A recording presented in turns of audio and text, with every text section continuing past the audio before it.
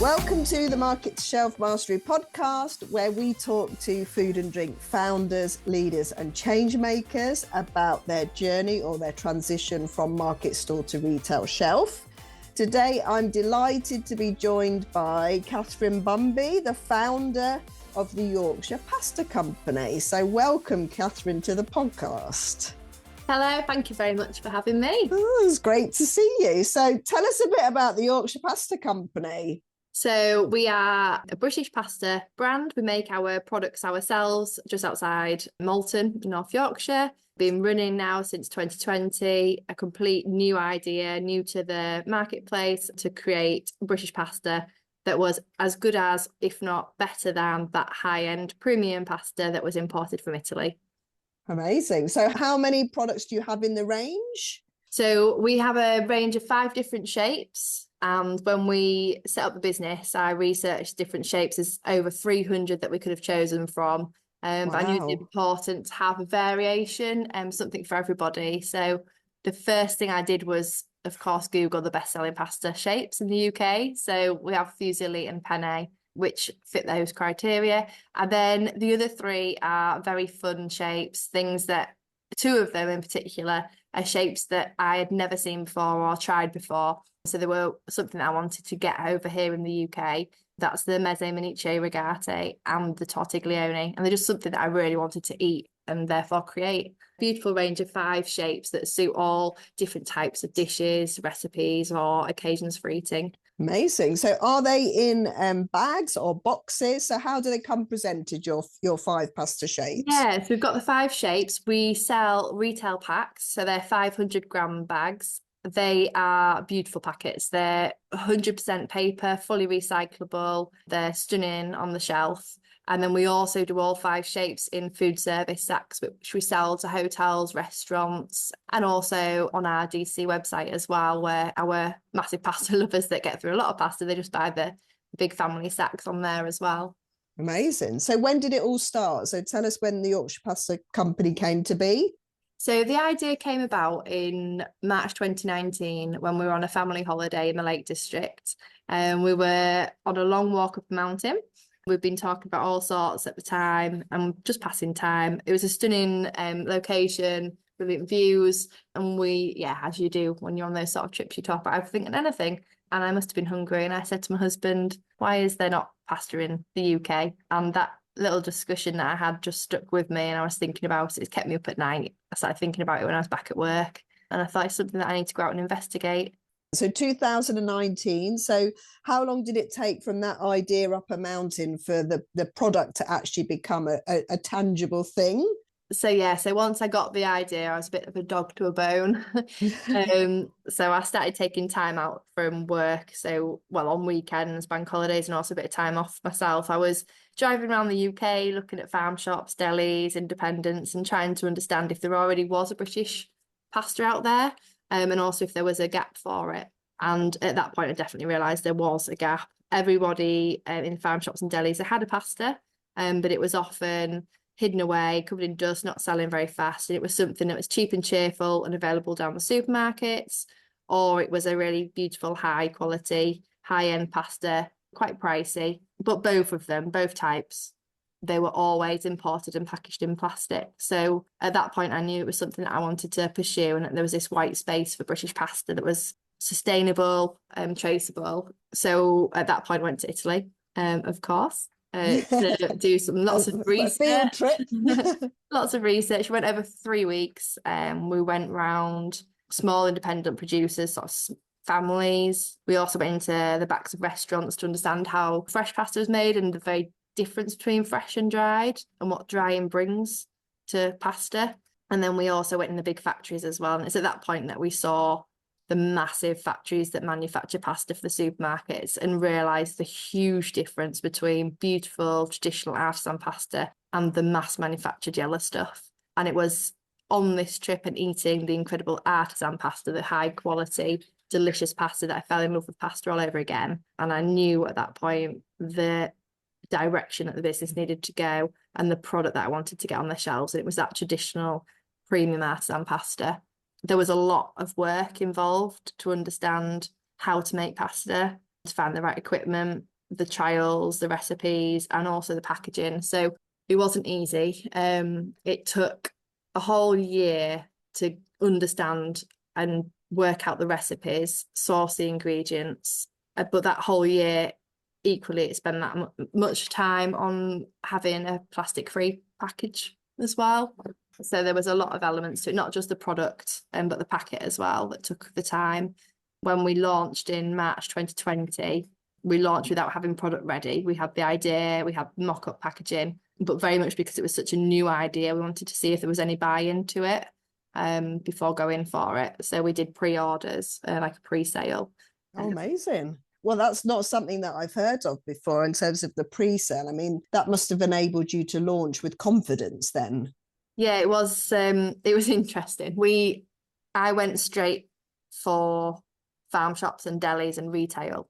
So I had a product that I'd been making myself in the garage that family and friends loved and people told me was great. I wanted to know if it would work on a shelf. So we went to an event that was an annual event at the time. It was Fine Food Show North.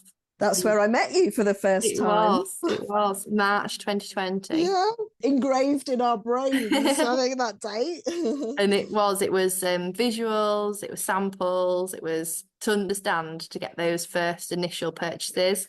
And at that point, I didn't have the equipment ready. The samples were made in the garage. Packaging was on order, wasn't actually there physically in front of me, but I had mock-ups. And it was at that event, the owners of farm shops and delis, and we got first orders, which was an incredible feeling. And within that first few hours of the show, we had an order from Essex, Edinburgh and Cardiff, as well as our shops at Malton. So I was going to ask you, my next question was going to be around where you started selling before you started selling into retail, but it sounds like you took a different approach and you launched into retail. Yes, and I think it was also decided for us because at the same time, that event in March 2020, it was only 3 days after that lockdown hit. Yeah. So if we hadn't have gone to that event and met everybody and had that black book of contacts, first orders, it changed everything. There was no longer any face-to-face market stalls, other ways of getting the product out there. So all of a sudden we were shut behind doors with a product, which was very different, but it made us laser focused on what we were doing. We were solely looking then at retail. You know, the restaurants and everything were closed, so we weren't talking to chefs. We had a product that people wanted, and we had the time and the effort to really grasp at making it and making it right, and getting those orders ready for the first pre-sale. So did you focus in terms of your distribution and the retailers that you had on board, did you focus on those that you had acquired at the show, or did you do anything to grow that number? Did you go out to more? So we had that initial list, and there was a lot of media coverage, newspapers, social media, a lot of farm shops and delis and indies all look at each other as well for inspiration across the UK. And so we found that a lot of leads were just coming to us direct. So we were getting sales through that way. And then, I mean, I had to learn on the back foot. I was not a social media user. So I had to set up Instagram and Facebook. So I'd kept those warm before we launched, sort of doing drops on there and information and imagery and recipes. That's something that wasn't our main form of marketing. But one of the things that I did do once I had the confidence behind me that farm shops wanted us and people were getting in touch and would have those orders, was it gave me the confidence to pick up the phone. And I guess I hate the word cold call, but that's what we were doing. We couldn't drive into farm shops and we couldn't go and meet people, and we were having to pick up the phone within an opening line and, you know, go from there. So this was whilst we were in lockdown, this was happening? Yeah, this was. Yeah. Wow, gosh. And I suppose in a way that was maybe an ideal time to do that sort of outreach, because, well, some places were mad busy and other places had a bit more time on their hands. So maybe they were a bit more receptive to those conversations. Yeah, and I think also what we found as the year went on, sort of through summer and into autumn, that a lot of the businesses, like the farm shops and delis, that they were very dynamic in what their offering was. So when other places were closed, they adapted. So they started doing drive-throughs, click and collects. They actually, if they adapted and diversified enough, they were being really successful. Yeah, And they yeah. were wanting to tick all the boxes of what people needed for the pantry. So as well as the fruit and the vegetables, cheese and the meats, people were looking for pasta. And I think one of the key things that came through lockdown for me, that I've seen with consumers, is that they took more time in what they were eating. They began to understand cooking from scratch. So a lot of stuff around banana bread, but Yeah. had the time then to actually source ingredients and cook meals and put effort into those meals. And because they weren't going out and eating in a restaurant, they were spending money on better quality ingredients and really appreciating what they were eating. And because of that, they wanted good quality ingredients, but there was a lot to do with supporting local and finding ingredients with provenance and British produce, taking time to understand where things were made, why they're more special, and why things, yes, they do cost a little bit more money if you're paying for quality. So I think for us, that's one of the benefits that came out of lockdown. Definitely. Understanding seasonality, locally sourced. So then that gave us that voice and the key points that we were able to drive forward with people and say that we tick all those boxes. Amazing. And also the pace of life did just slow down a little bit, didn't it? And people did have time to read and find out and explore and discover. And like you say, cook themselves from scratch using higher quality ingredients. Yeah, and there's the whole piece around sustainability as well, and people being a lot more aware over the last few years about sustainability and, only using what we need. And I think that's one of our real key strong points is ever since we launched, our packaging has always been plastic free. One of the biggest things for me, it took a whole year. I worked with over 47 different packaging suppliers until I found someone that was able to give me something that was not coated in plastic, that didn't have a plastic window, that wasn't sealed with plastic. It took a lot of time and having those same conversations and getting so far down the line before someone would say, we can't produce that for you, or the paper's not robust enough for handling the product. Everybody wanted to sell me something that was plastic, it was cheap, it was easy to seal, but I just knew I didn't want plastic, I wanted paper. So yeah, it was 12 months just simply to do that, but it's been worth it because our product does stand out on the shelf. It looks Definitely. premium. It looks, that paper really does help us. And as well as that, we've got the solar energy down here at the unit. So everything's made using solar. All the flour is locally milled. Everything that we do is as closed loop as possible. Any food waste goes to the local food bank. So we're really trying our best with the sustainability, which again is another angle. So we've got provenance behind us with being British and Yorkshire, and then we've got the sustainability angle as well that we can talk about. So once we could get out and about and start meeting people face to face, did markets become a part of your sales strategy, or were you still focused solely on retail? So yeah, we were heavily focused on retail, and one of the reasons being is when I first set up the business, when I went to that sales event, Fine Food Show North, to launch the product, because I was actually already 3 months pregnant. So as I grew the business and through lockdown was able to focus solely on manufacturing, but also keep myself to myself in my bubble. So when I then had my first little boy in the September 2020, it suited me to do those calls. So I'd push the pram out down the farm track and I'd ring farm shops and delis and introduce the product. I'd do emails when my little boy was napping. So it did work really well around us that I could focus on that one channel and get it right. We had wholesalers coming to us asking us to list. And at that point, with having a newborn and running the business, it became evident that I couldn't do it all myself anymore. I always say we, it's me and the pasta. It was me at the beginning. Yeah. So soon went into wholesale within 12 months. And that really helped us, a wholesaler to get a listing with one of them. They've got that sales team on the ground. They've got the contacts with the buyers.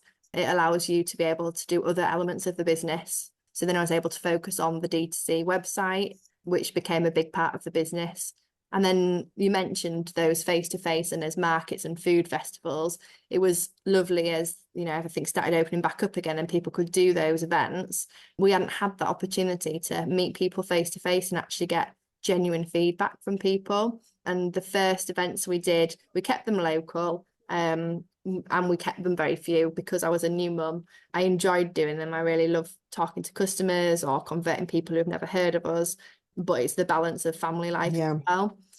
So I'd learn a lot from those events. So just being able to pitch to someone, and you can see their eyes light up when you tell them certain information, and then that's the information that's important to have loud and proud on the website. And when you're doing the emails, to make sure you say those key points. And it was, every time we spoke to someone, it was always quite humbling how they were so invested once they'd met us, that they then wanted to support the business as well as love the products. And I think that's something I learned, that on the website, if you are a manufacturer or a producer, people love to know about the product, why you're doing it, who you are, who they're supporting.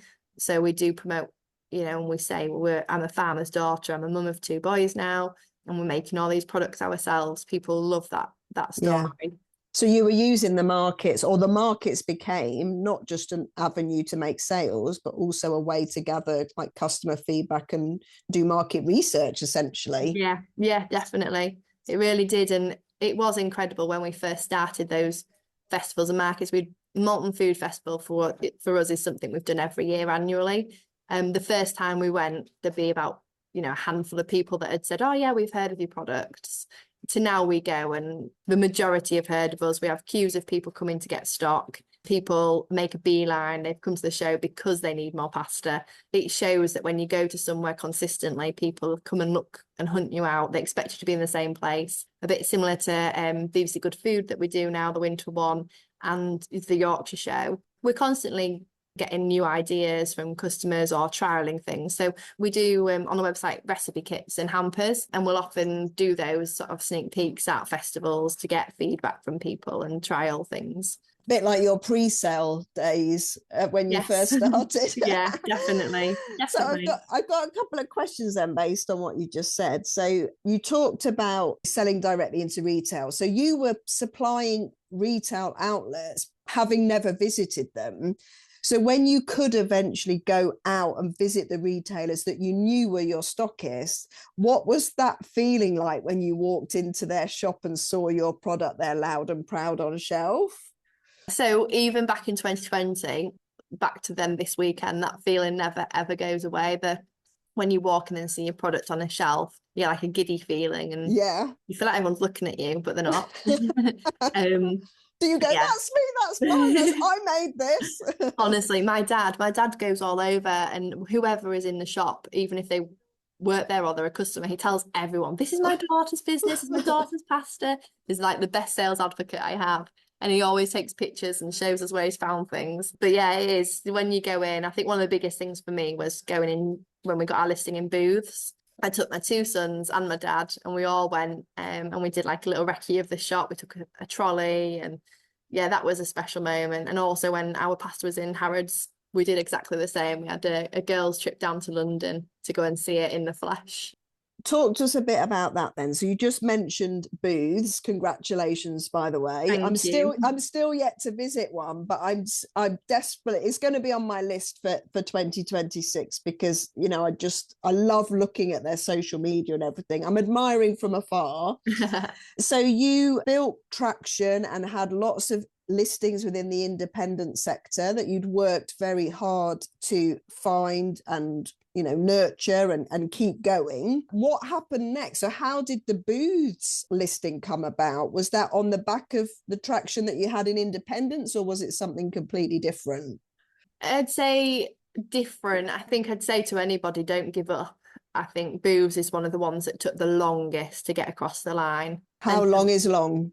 Years. Yeah. Years. Good. I think one of the main things is to highlight that there's a gap for you and how you can fill it. One of the hardest things is always to find the right person, the right contact. Yeah. Once you've got them, hang on to them and nurture them, like you say. I think it's really tricky. We've had some really good contacts in places that you go to email them again and you've just gotten out of office, they've left. And it happens a lot, especially with, Harrods, Phoenix, Selfridges. places like that, the staff do rotate and move around frequently. I think that's part of, with some of them, that's actually part of their strategy, isn't it? You know, move them on every 2 years so that, you know, it keeps it fresh and, you know, fresh pair of eyes, opportunity. And you can think, like you say, the fresh pair of eyes spot you, you think you're there, you nearly cross the line, and they move on. Yeah, you have to start all over again. Yeah. So what's the process that you went through to find that right person? A lot of it is just, I mean, now with AI, it's probably a lot simpler. But back in 2020, 2021, I would just trawl websites. A lot of them would have an application section for the bigger ones that you can apply through. A lot of the times it's easier to actually just ring up and ask the customer services who the contact is, who the best email address is. Same with farm shops and delis. And you soon learn that there's better times of day to call to speak to the right people, better days of the week, certain days of the week where they will do the ordering. So you soon get a bit of a rhythm of when is the best times to do that. When you feel that you're in the right headspace as well, I think that's an important thing. You can block time in your calendar to do outreach or to try and send these specialist, you know, emails that you spent a lot of time and effort getting the graphics, getting the right introduction, but you've got to really be feeling it on the day that you hit send or the day you pick up the phone. So I think you can have best made plans, but I find it quite interesting and a bit addictive. You know, you can get onto LinkedIn hunting for people in certain job roles. But I think one of the things that I've learned over time is I used to send an email and think, well, if I don't get a reply, they must not be interested. Yeah. But what I've learned, and a lot of people, including yourself, which reminded me, is if you're emailing more than once, you're not annoying, you're not irritating, as long as it's done in the correct way. But actually, you are helping that person because they can be super snowed down with emails, really busy. If they are running a shop, they've got multiple, like, you know, wear different hats, and they could be interested in your product, but just, oh, I'll do that later, or I could do that. So if you make their job easier for them, give them the information they need at the right time in the right way, and tell them how they can order or how they can request a sample, make it all super easy, then it's possible on the third or the fourth outreach that you hit them at the right time, the right place, and they just reply with a yes, please. So I think that's the things I've had to, well, I know I want to do better is to nurture those people, not just send emails off and assume that I haven't got an answer. So it's a no, because it's not always a no. Yeah, and I mean, you know, obviously how I work, but when I'm sending emails, if I get a response, honestly, I'm almost doing cartwheels across the room because I don't expect a response now because I sort of know how the process works. So when you do get one, it's like, oh my gosh, right, you've got to jump on it, respond accordingly, make sure you then pick it up, own the process, follow up, etc. So, you know, it's great.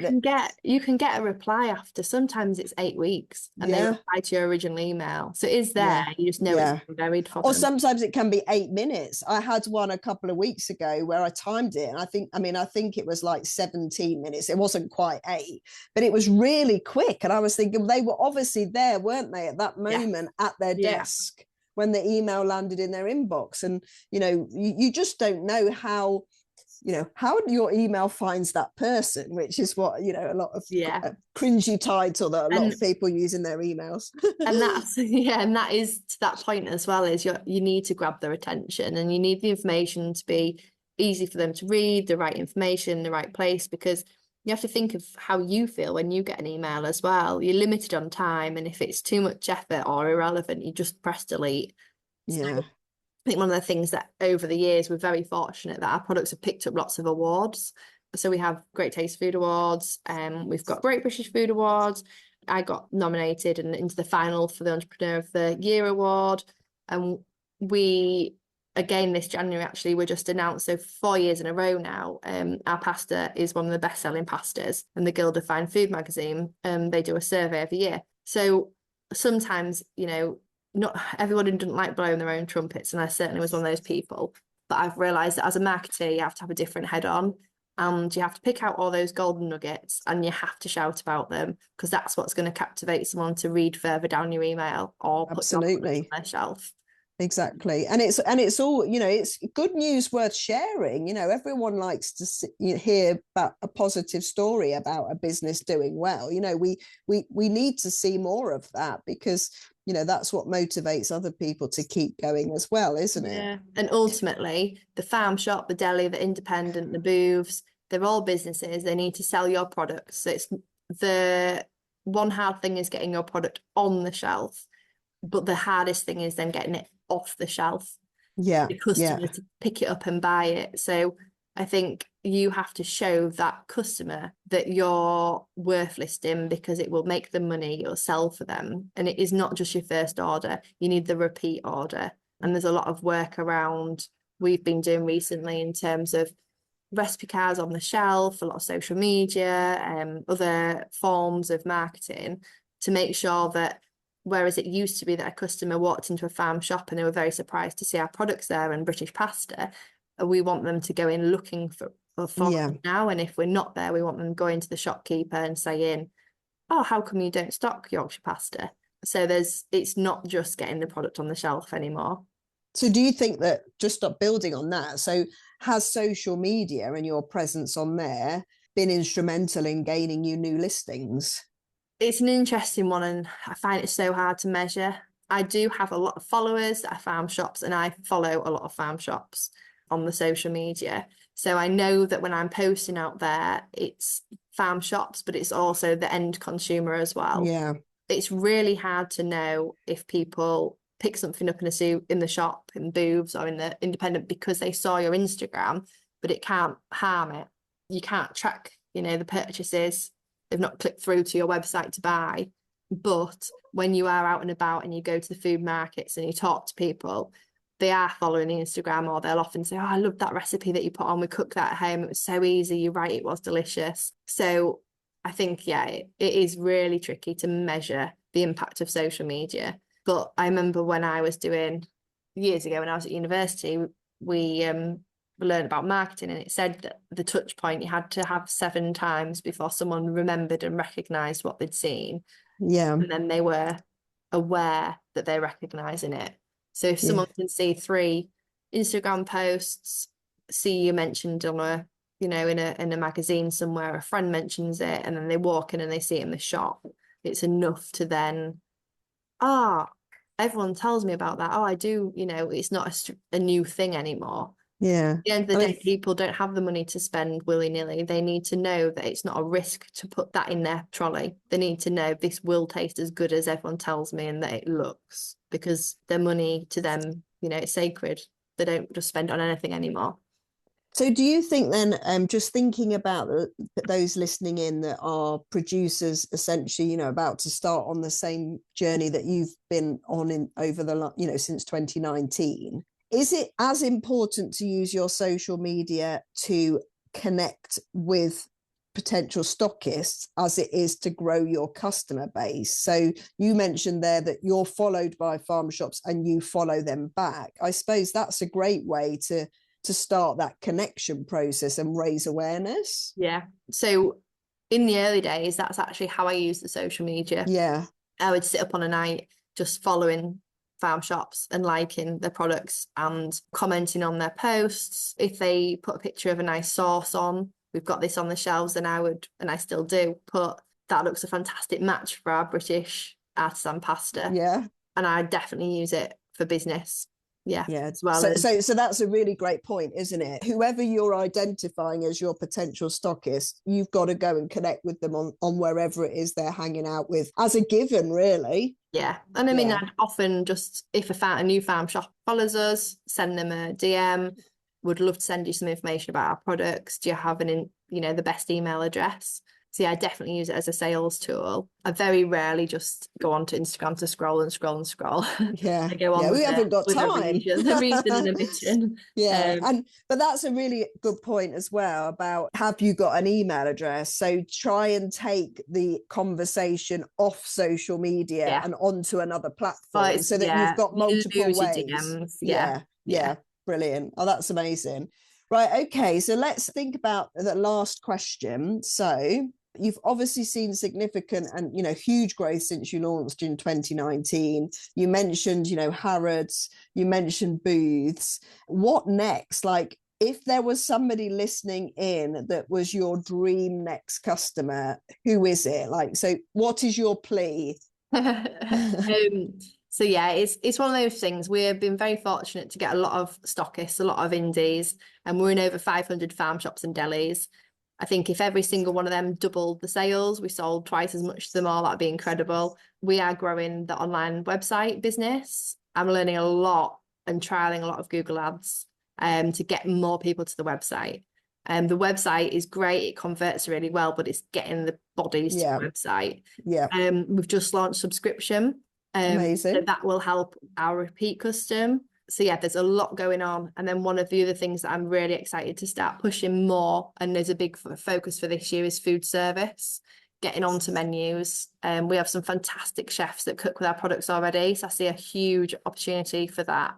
And again, it's another marketing avenue. If someone's come and eaten in one of their favourite restaurants and they see your pasta on the menu, it's another opportunity to be seen by them. Even if they don't try the dish that day, it's in their mind that our pasta is good enough for their favourite chef. What a fantastic endorsement that is, straight away. This chef believes in the product enough to put it on as a main dish on their menu. And I am a huge foodie, so having chefs cooking with it and it performing well in their kitchens for them is super. So we've seen it work, and we're looking to grow it this year now into food service further. So really focusing on what you already have, making it work as effectively and efficiently as possible, and seeing where that takes you next. Yeah, definitely. I think it's just growth now. Yeah, brilliant. Okay. I think sometimes we're so hungry, aren't we, to keep going after the next opportunity, that we forget that what we already have is really good and worth growing and building upon. Yeah, and I think that's one piece of advice that I would say to people if they're looking to start up. But I think having a business plan, a business case, a cash flow, it is really, really important, because you will soon realize how many customers you need, how many consumers you need, which channel is the most effective for you, where to spend your marketing money, marketing budget.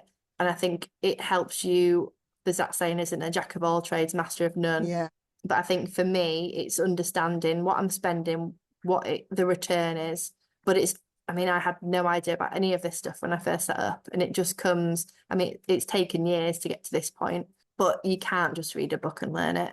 There's a lot that you can understand processes and strategies and the theory of things, but I think going out and doing it and just getting as much feedback as possible. Like the ones that stock you, the ones that listed you, ask them why, what it was it in my email that jumped out at you, what is it that you loved? Because they will want you to do well as well. They'll support you. They want your products on the shelf. They'll take 30 seconds to let you know what it was that sealed the deal for them, and then take that into your next meetings and the next emails, the next calls.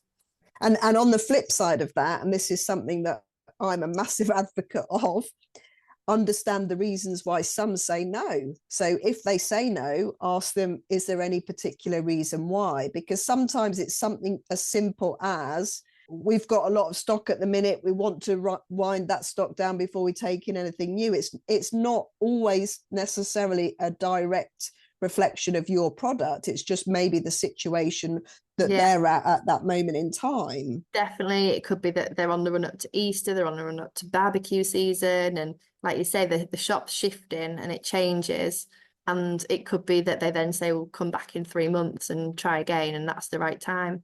Brilliant. Well, thank you so much for joining me today. We will put the links in the show notes to connect with you on LinkedIn. So you personally, I know you're a big fan of LinkedIn. And we will also obviously put the link to find and follow the Yorkshire Pasta Company on Instagram. So thank you so much for joining me today. It's been an absolute pleasure talking to you. Thanks so much for having me. I hope that there was a few nuggets in there for anyone that listened to the end.